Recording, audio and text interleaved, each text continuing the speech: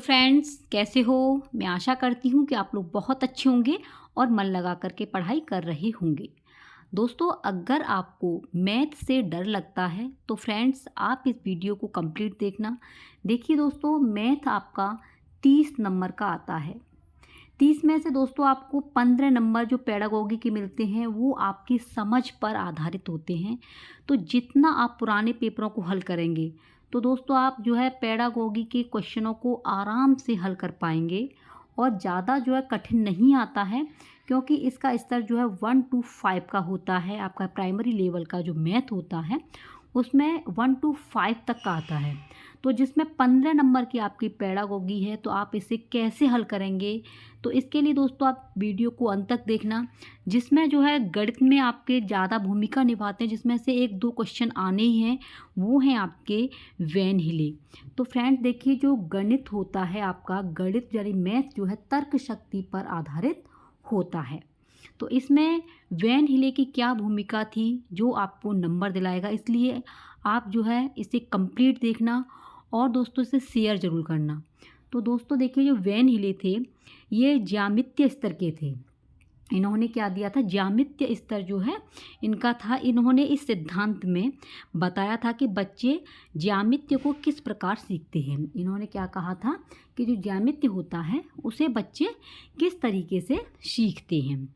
तो इसके लिए इन्होंने 5 स्तर बताए। कितने बताए थे? इन्होंने 5 स्तर बताए थे। किसने? वैन हिले ने। तो सीधा क्वेश्चन पूछ लेता है कि वैन हिले ने कितने स्तर बताए हैं, तो उन्होंने कितने बताए हैं? 5। और वैन हिले ने किस पर अधिक भूमिका निभाई थी? तो वो ज्यामिति पर अधिक भूमिका निभाई थी। तो अब इनके स्टेज बाय स्टेज समझेंगे कि 5 स्तर कौन से थे। इनका पहला लेवल था, वो था दोस्तों आपके चाक्षुषीकरण। यानी कि क्या था इनका? ये था इनका चाक्षुषीकरण जो था इनका प्रथम लेवल था। प्रथम लेवल स्टार्ट होता है आपका 0 से स्टार्ट होता है, ये भी आपको समझना है। तो इसमें क्या बताया था कि इसमें बच्चे चीज़ों को सिर्फ जानते हैं। क्या करते हैं? चीज़ों को सिर्फ जानते हैं या उन्हें देखते हैं। चाक्षुषीकरण का मतलब होता है चीज़ों को देखना। इसमें बच्चा आकृतियों के दिखावट के अनुसार उनका चुनाव कर पाता है।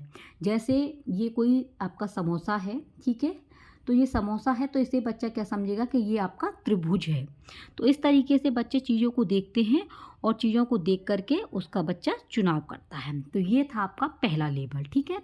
दूसरा लेवल है जो 1 से स्टार्ट होता है, वो है आपका विश्लेषण। कौन सा है? विश्लेषण, ठीक है। विश्लेषण में क्या होता है फ्रेंड्स? विश्लेषण में इसमें बच्चा आकार का उनके गुणों के आधार पर वर्गीकरण कर पाता है। उसके जो गुणों के आधार पर वर्गीकरण करेगा, यानी बच्चा वर्ग और आयत में अंतर करना शुरू कर देता है। वो सोचेगा कि ये वर्ग है और ये आपका आयत है, तो इनमें क्या है? अंतर करना प्रारंभ कर देता है। तीसरा लेवल है इसका जो आपके 2 से स्टार्ट होगा, वो है आपका अनौपचारिक निगमन। कौन सा है? यानी कि इसमें आपके 5 स्तर हैं। 5 स्तर में पहला था आपका चाक्षुषीकरण जो 0 से स्टार्ट होता है। दूसरा है जो 1 से स्टार्ट होता है, उसमें है आपका विश्लेषण, ठीक है। क्या था? विश्लेषण।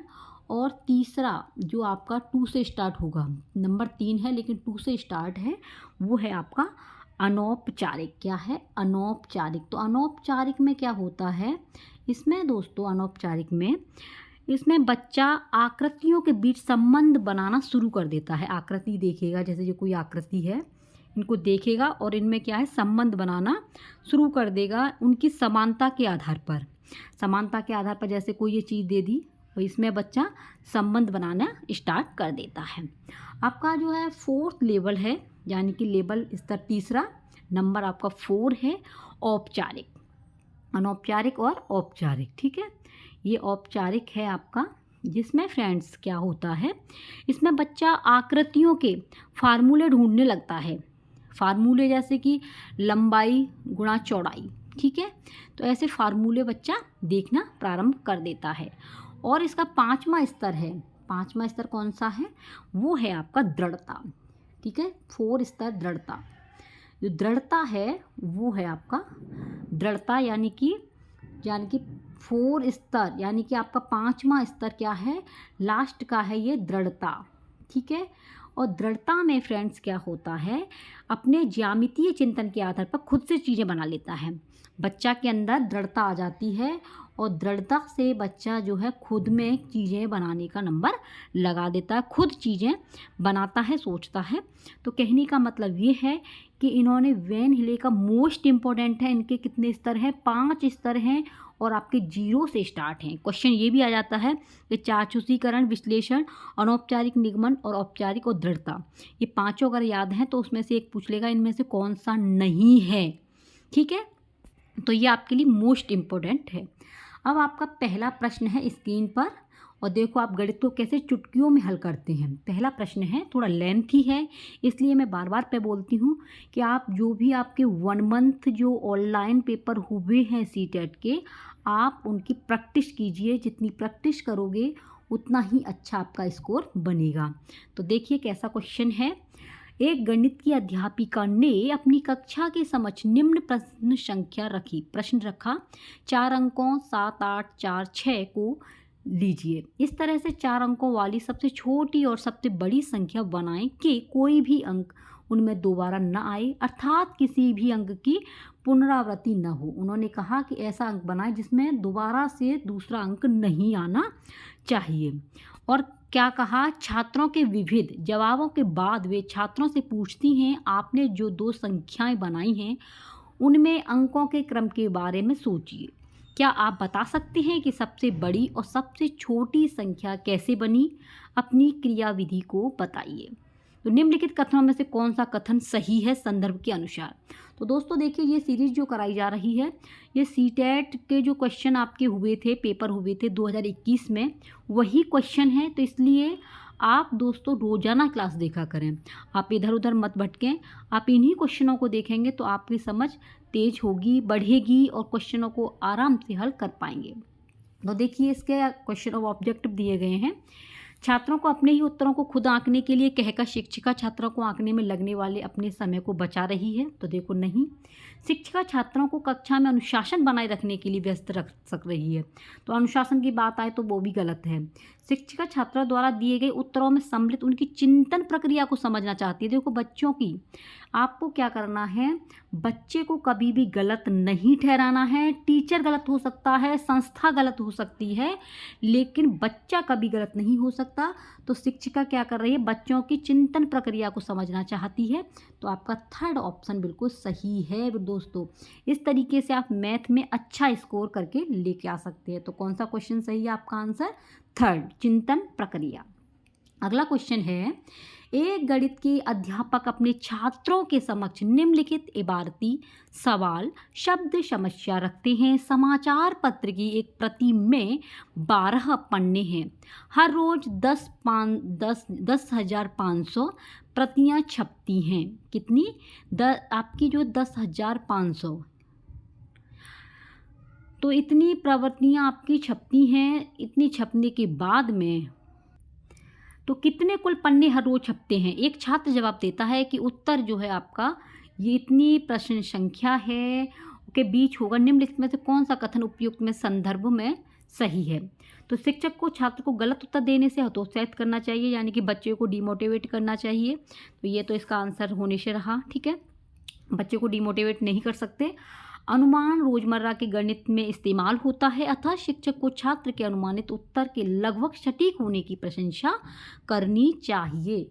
तो सेकंड ऑप्शन तो अब तक सही है। आगे देख लेते हैं। शिक्षक को छात्र के जवाब को नज़रअंदाज करना चाहिए। देखो नज़रअंदाज छात्र के को नहीं कर सकते हैं। गणित में एकदम सही उत्तर चाहिए, इसलिए अनुमान गणित में कोई भी तो एकदम सटीक उत्तर। तो आपका सही जो जा रहा है सेकंड ऑप्शन बिल्कुल सही है। अगला क्वेश्चन है, एक 5वीं कक्षा की छात्रा द्विम आकृतियों का उनके गुणों के आधार पर श्रेणियों में वर्गीकरण कर पाती है। ज्यामितीय विकास की वैन हिले, देखो वैन हिले का मोस्ट इम्पोर्टेंट है। वैन हिले सिद्धांत के अनुसार वह छात्रा ज्यामितीय विवेचन के स्तर पर है। तो किस स्तर पर है ये आपसे पूछ रहा है। तो देखिए इसमें से ये स्वयं सिद्धि, अभिज्ञान, निगमन, ये कुछ भी नहीं बताया था। 5 स्तरों में आपके विश्लेषण था, इसलिए आपका फर्स्ट ऑप्शन वैन हिले के में बिल्कुल राइट जाता है। ठीक है, अगला क्वेश्चन है, निम्नलिखित में से कौन सी गणित में समस्या समाधान की रणनीति नहीं है? तो रणनीति नहीं पूछा है, तो नहीं के लिए आपको क्या है, नेगेटिव के लिए नेगेटिव ही आपको आंसर देखना है। तो इसमें देखिए पश्चगामी रूप से हल करना सही है, चित्रात्मक निरूपण ये भी सही है, रटकर देखो एनसीएफ रटकर को नहीं बोलता, नहीं पूछा है, तो इसलिए आपका यही ऑप्शन सही है। प्रयास व त्रुटि करेंगे तभी बच्चा आगे सीख पाएगा। तो आपका third option is the right. रटकर यानी नहीं पूछा, ये भी आपको क्वेश्चन को ढंग से देखना है। अगला क्वेश्चन है आपका, निम्नलिखित में से कौन सा वेन हिले के ज्यामितीय तर्क के सिद्धांत का चरण स्तर नहीं है? तो देखिए नहीं वाला आ गया है, 5 स्तर बताए थे, 5 आपको याद होंगे, तो नहीं वाला आप स्वयं देख लेंगे। देखो दृश्यीकरण यानी कि होता है आपका चाक्षुषीकरण, जो अभी आपको मैंने बताया था। मूर्त संचालन ये नहीं बताया था, मूर्त संचालन विश्लेषण था, और स्वयं सिद्धि अभिग्रहित। ठीक है, तो आपका सेकंड ऑप्शन बिल्कुल सही है, इसलिए आप जाएंगे नहीं के लिए। नहीं पूछा है तो सेकंड ऑप्शन आपका मूर्त संचालन नहीं बताया था, तो यही ऑप्शन आपका सही है।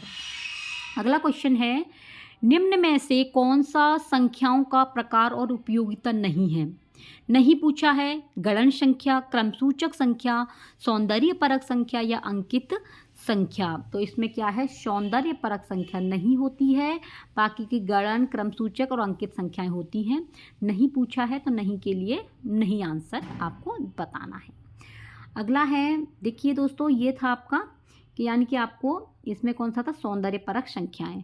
तो फ्रेंड्स देखिए, अगर टेलीग्राम को आपने ज्वाइन नहीं किया है तो टेलीग्राम से ज़रूर जुड़ जाना, और आपका अपना ही चैनल है आदर्श कैडेट क्लासेस, इसे सब्सक्राइब कर लेना। डेली क्लासेस दी जाती हैं। ये आपका व्हाट्सएप नंबर है, यहाँ पर आप अपनी कोई भी समस्या का समाधान प्राप्त कर सकते हैं। टेलीग्राम से ज़रूर जुड़ना, आदर्श कैडेट क्लासेस, वहाँ पर आपको ये PDF प्राप्त हो जाएगा। अगला क्वेश्चन है आपका, कथन शिक्षक छात्रों को संबंधों की खोज करने और अपने आप से प्रतिमान ढूंढने में एक सुसाध्य का कार्य करता है। ये किसके साथ में अनुकूल है?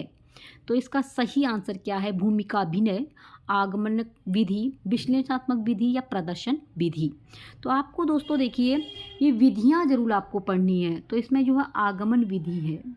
विधियों में से भी आपका 1 नंबर पक्का है, इसलिए आपको विधि भी पढ़नी है। इसकी डिटेल करा दी है, आप लोग दोस्तों प्लेलिस्ट से जा कर के देख लेना। अगला क्वेश्चन है आपका कि निम्नलिखित में से कौन सा वेन हिले के अनुसार ज्यामितीय विवेचन के स्तरों के सही क्रम को निरूपित करता है? तो सही क्रम को निरूपित करता है ये पूछा है, इसलिए आपको बताना है कि इसमें से सही कौन सा है। अगर आपने देखा होगा तो आप बता सकते हैं। देखो दृश्यीकरण बताया था, विश्लेषण, संबंध पहचानना और आपका स्वयं सिद्धि, यही थर्ड ऑप्शन आपका बिल्कुल सही जाता है। बाकी के में ये आपका जो है इधर उधर करके दिए हैं, तो सही पूछा है, क्रम से पूछा है, तो आपका थर्ड ऑप्शन बिल्कुल सही है। दृश्यीकरण को आपको चाक्षुषीकरण भी कहते हैं। ठीक है, अगला क्वेश्चन है आपका, निम्नलिखित में से कौन सा गणित के शिक्षण एवं अधिगम की प्रक्रिया से संबंधित नहीं है? तो नहीं है ये आपको बताना है। अमूर्तन, अमूर्तन तो है, अन्वेषण भी है, और आपका स्मीकरण ऑप्टिमाइजेशन है। रटकर, रटंत विद्या ये नहीं आपकी है, और NCF 2005 भी कहता है कि रट्टा मत लगवाओ। तो ये क्वेश्चन आपके दोस्तों CTET के जो 2021 की जो ऑनलाइन परीक्षा हुई थी वो ये क्वेश्चन आए थे। तो आप इन क्वेश्चनों को समझेंगे तो समझ कर ही आप अपने प्रश्नों को आराम से हल कर पाएंगे। CTET आसानी से हल कर सकते हैं, कोई बहुत बड़ा ये नहीं है कि आपको डर लगे। CTET सिर्फ आपका क्या है, समझ पर आधारित है। आपको इसमें NCF पढ़ना है। मैथ में आप देखेंगे NCF से भर भर के क्वेश्चन आए हैं, तो इसलिए फ्रेंड्स जो 2-4 टॉपिक इसमें दिए गए हैं, अगर आप उनको भी अच्छे से पढ़ लेते हैं और अपनी समझ को बढ़ाते हैं, पुराने पेपरों को हल करते हैं, तो फ्रेंड्स आपका CTET क्वालिफाई हो जाएगा। तो दोस्तों अगर चैनल पर पहली बार विजिट कर रहे हैं तो सब्सक्राइब करना, और दोस्तों वीडियो को ज़रूर शेयर करना, जिससे हमारे जो भाभी अध्यापक और अध्यापिकाएँ हैं वो इसे देखें और लाभ प्राप्त करें। ठीक है फ्रेंड्स, मिलते हैं कोई नेक्स्ट वीडियो में। आप अपना ख्याल रखना, क्योंकि ख्याल रखेंगे तभी आप अच्छे से पढ़ पाएंगे। Take care, bye bye.